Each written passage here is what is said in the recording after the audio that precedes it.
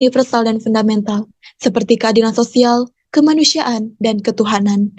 Pemikiran Moore memperkuat landasan filosofis bahwa nilai-nilai ini tidak boleh disamakan dengan fakta sosial atau politik, melainkan harus dihormati sebagai konsep baik yang mandiri dan menjadi pijakan utama dalam pembentukan hukum. Dasar hukum secara konstitusional, Pancasila diatur dalam pembukaan Undang-Undang Dasar 1945 yang menegaskan bahwa seluruh peraturan perundang-undangan harus berlandaskan Pancasila.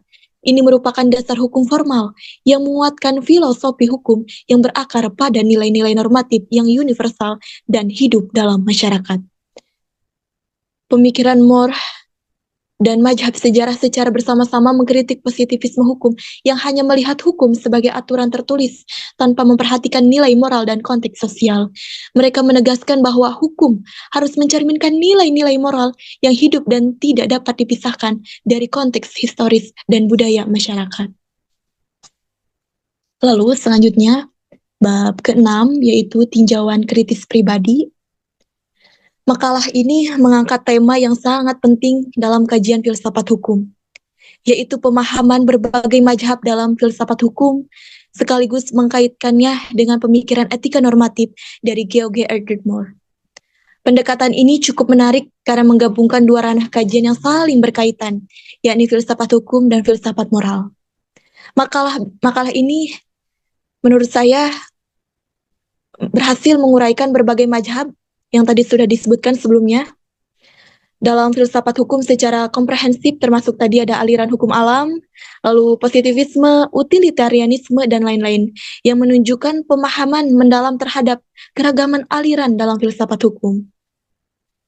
Penjelasan tentang George Erdős Moore dan etika normatifnya sangat relevan, terutama dalam menyoroti konsep the good yang menurut Moore tidak dapat didefinisikan secara naturalistik dan pentingnya intuisi moral dalam etika. Hal ini memberikan dimensi baru dalam memahami norma hukum dari perspektif etika.